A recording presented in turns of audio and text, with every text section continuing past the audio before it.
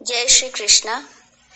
व्यक्तित्व विकास किसी महिला या पुरुष विशेष के लिए नहीं है। ये विकास हम सभी के लिए जरूरी है। इसमें रंग, आकार या कद कोई मायने नहीं रखता है। हम कैसे उठते हैं, कैसे बोलते हैं, कैसे हमारे हाथों के इशारे होते हैं, क्या हमारे वाणी है, क्या हमारा आहार विहार है, कैसे हम लोगों के साथ व्यवहार करते हैं, क्या हमारा स्पीकिंग टोन है, कैसे हमारा ड्रेसिंग सेंस है। लेकिन इसकी शुरुआत हमको अपनी जड़ों से करनी होगी। और ये जड़ें क्या है? ये जड़ें हमारा परिवार, हमारा बचपन। आइए ऐसी ही कहानी हम आपको दिखाने जा रहे हैं।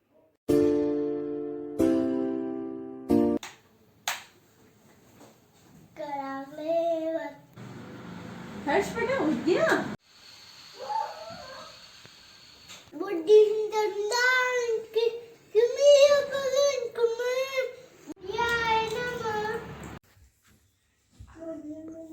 हाँ बेटा पहले आप हैंड वॉश करके खाना खाओ, फिर उसके बाद थोड़ी सी देर पढ़ाई करना, फिर फ्रेंड्स के साथ खेलना गेम, उसके बाद रात को सुनाऊंगी, ठीक है? ओके मम्मा।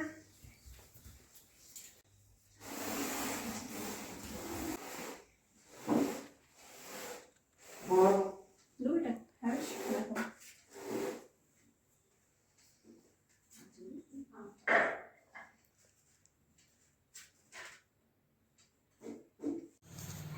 Oh, anyone?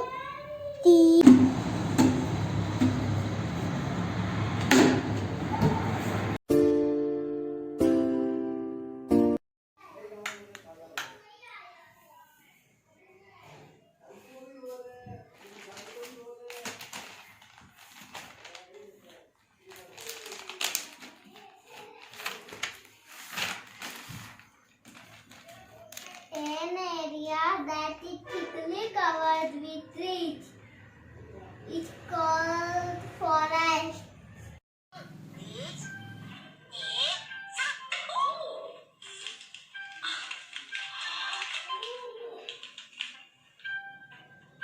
निखिल बेटा चलो जल्दी से खाना फिनिश करो, फिर आपको पढ़ाई करनी है, फिर आपको बड़ा आदमी बनना है, आपको डॉक्टर इंजीनियर बनना है ना। मैं आपको फटाफट से खाना खिला देती हूँ, फटाफट फिनिश कर लो, ठीक? हाँ बेटा। मेरे को भी खेलने जाना है, हर्ष भी खेल रहा है। बेटा वो तो खेल रहा होगा, हर्ष तो भले ही खेलता होगा, अपन को नहीं खेलना, अपन को डॉक्टर बनना है ना। तो अब धूल मिट्टी होती है, धूल मिट्टी में अपन बीमार हो जाते हैं, अपन मोबाइल खेल लेना बाद में। अभी आप पढ़ाई करो, अपन को डॉक्टर बनना है, ऐसे खेलने नहीं जाते। मैं देखती हूँ ना बेटा कौन आया।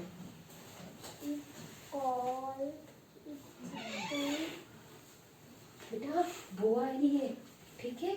अपन को नहीं मिलना, बुआ तो रोज आती जाती रहेगी। अपन को पढ़ाई करनी है, अपन को डॉक्टर इंजीनियर बनना है, अपन पढ़ाई में ध्यान देते हैं, ठीक है? पढ़ाई में ध्यान दो। बहू क्या हाँ, है? मम्मी जी। वो आके भी चली गई और तूने इसको भेजा तक नहीं। हर्षु कभी का धोख लगा के चला गया, ये आया तक नहीं। मम्मी जी इसके एग्जाम है रही ना, इसलिए पढ़ाई कर रहा है। अरे बेटा पढ़ाई पढ़ाई पढ़ाई, बुआ आई थी उधर। दीदी तो आती रहेगी, इसमें क्या है? ए बेटा तू इसको पढ़ाई के प्रेशर में इतना एकाकी बना देगी, न तू बच्चों के साथ खेलने जाने देती है। बस पढ़ाई पढ़ाई, बड़ा आदमी बड़ा आदमी। अरे बड़ा आदमी बन जाएगा, पढ़ने से नहीं बनेगा, नंबर मायने नहीं रखते हैं। अरे मम्मी जी आपको पता नहीं, पहले की पढ़ाई और अभी की पढ़ाई में बहुत अंतर है।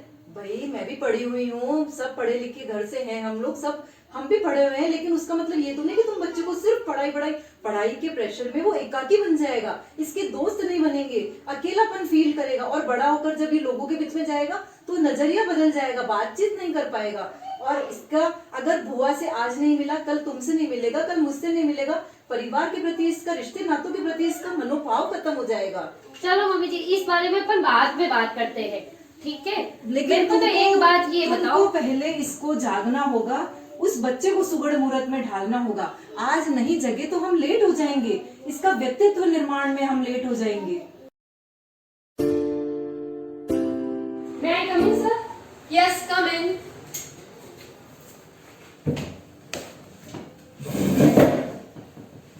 आप कहीं फंक्शन में जा रहे हैं? नो सर, इंटरव्यू देने आया हूँ। ओके, अपने डॉक्यूमेंट्स दीजिए।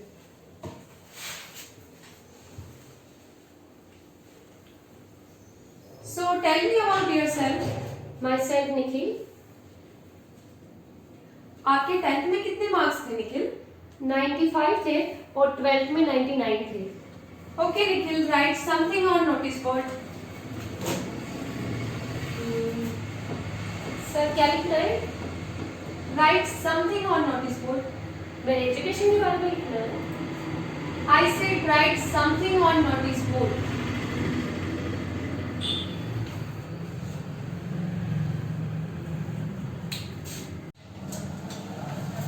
May I come in, ma'am? Yes, come in. Sit down. These are my documents.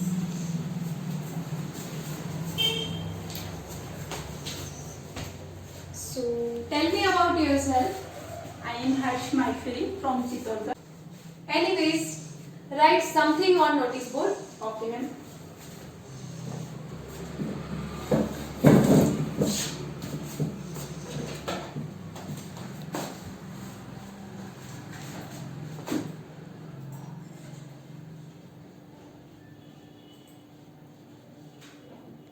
So what?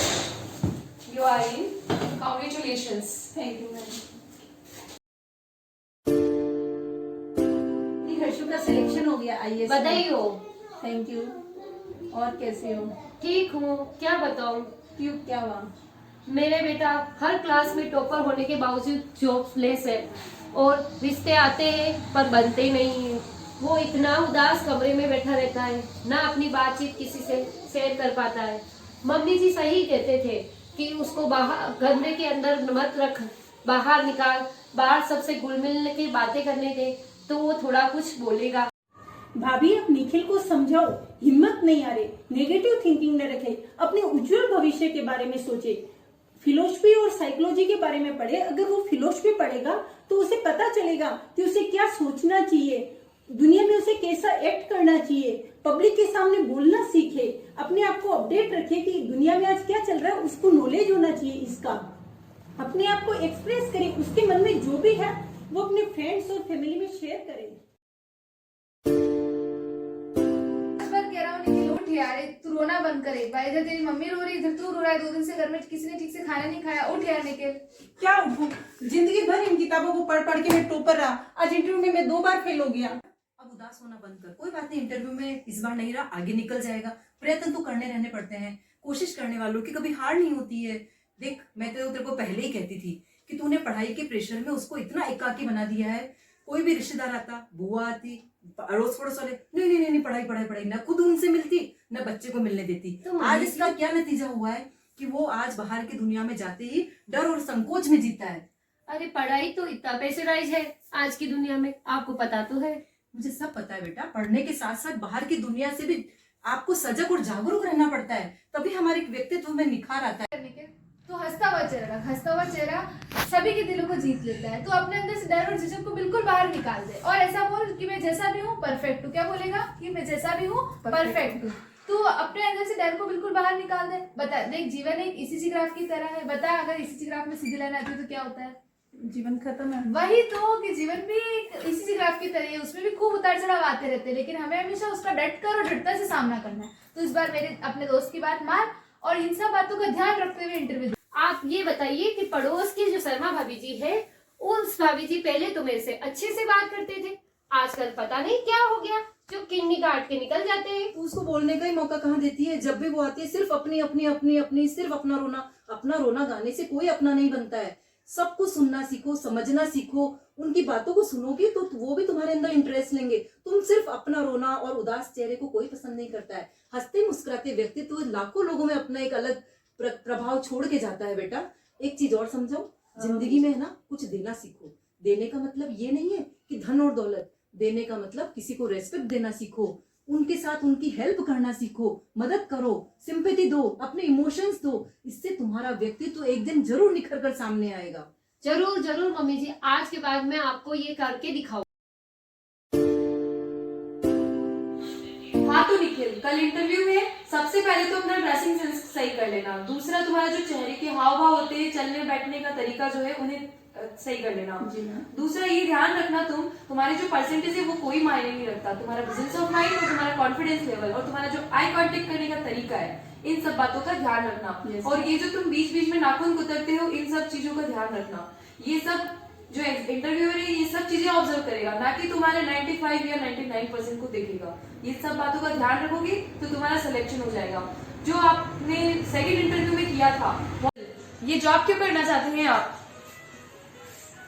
अरे घबराओ नहीं, पानी पी लो, पसीना पोंछो। बहुत ज्यादा नर्वस फील कर रहे थे, वैसा मत करना, ये बिल्कुल ध्यान रखना।